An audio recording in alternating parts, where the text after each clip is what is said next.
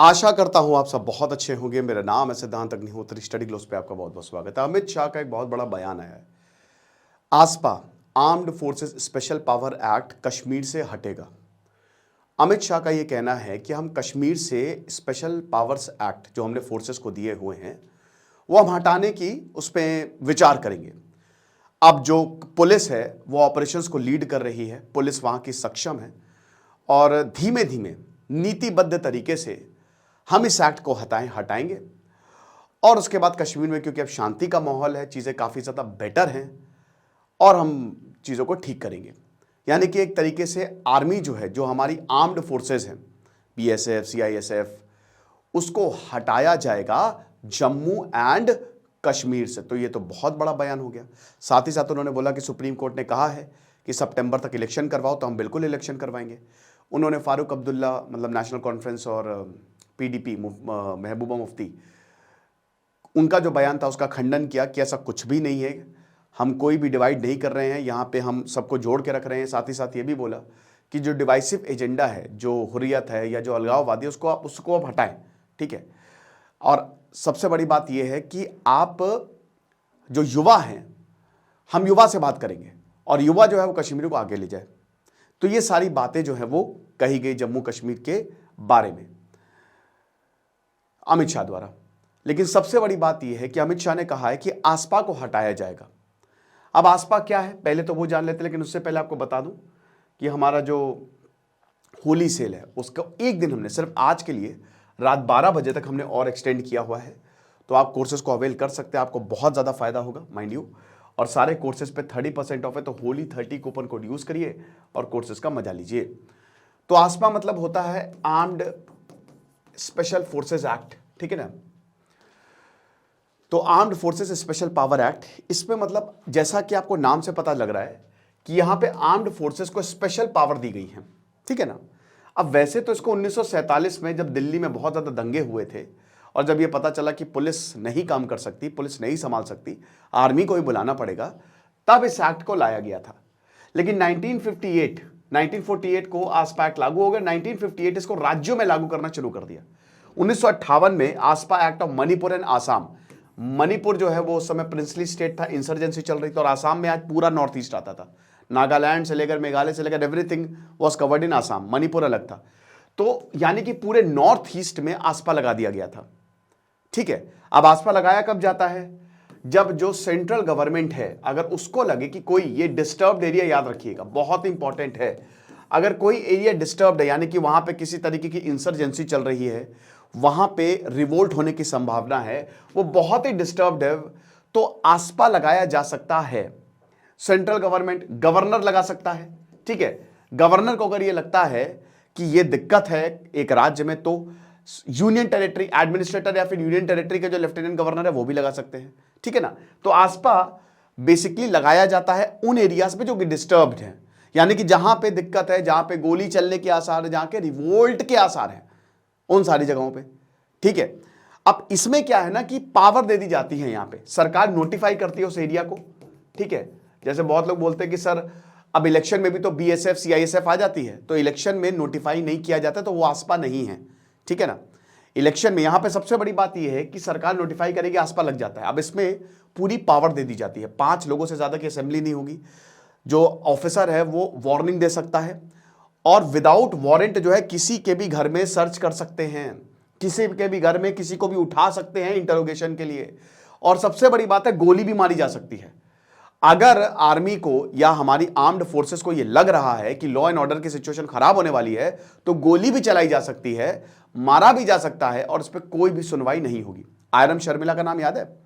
Iron Sharmila 2000 से लेकर 2016 16 साल तक उन्होंने फास्ट किया, ठीक है। वो हंगर स्ट्राइक पे थी और उनके भाई को मार दिया था आसपा के तहत गोली। क्रिटिसिज्म भी हुआ, वो भी हम बात करेंगे। क्रिटिसिज्म ये है कि जैसे अब सुप्रीम कोर्ट का निर्णय बहुत इंपॉर्टेंट 2015 में, कि इसमें यह है कि केस नहीं चलेगा, ठीक है। कोई भी अगर ऑफिसर मारेगा या कोई भी अगर गोली चलाता है तो उस ऑफिसर के ऊपर कभी केस नहीं चलेगा। तो अब यहां पे कोर्ट ने बोला कि नहीं, ये वाला प्रावधान हटाओ। बीएन कृष्णा कमेटी ने कहा था कि जो आप इसको हटा ही दो, आसपा को आप यूएपीए के अंदर कुछ प्रोविजन करके चीजें बदल दो, बट इस प्रावधान को हटा दो, ठीक है ना, क्योंकि ये पूरी पावर दे देता है आर्मी को।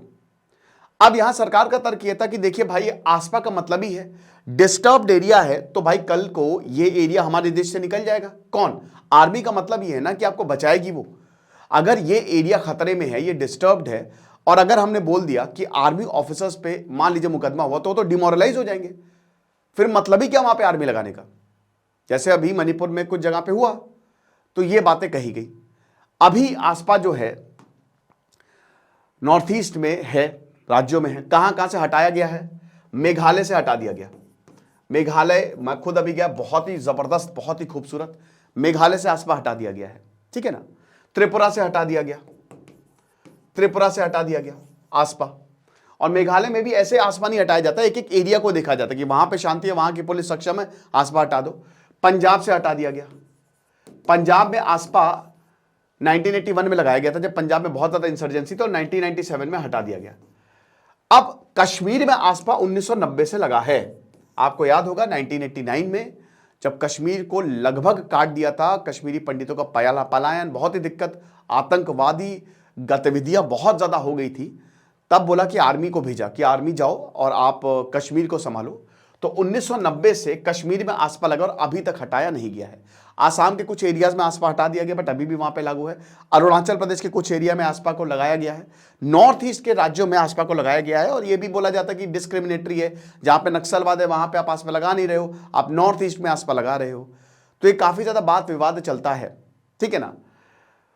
अब यहां पे कश्मीर में 1990 से है, तो कश्मीर में आतंकवाद की प्रॉब्लम बहुत ज्यादा थी। 1900 मतलब 1980 से जो आतंकवाद की प्रॉब्लम शुरू हुई थी कश्मीर में, वो काफी समय तक कंटिन्यू रही। फिर 2019 में 370 हटा, और उसके बाद अभी जाके सिचुएशन पिछले 2-3 सालों से काफी नॉर्मल हो गई है। कश्मीर में मैं खुद गया था, वहां पे आर्मी थी, बिल्कुल वहां पे आर्मी थी, आर्मी के जवान थे, तो मैं खुद गया था। वहां से मैंने बातचीत की उन सबके साथ।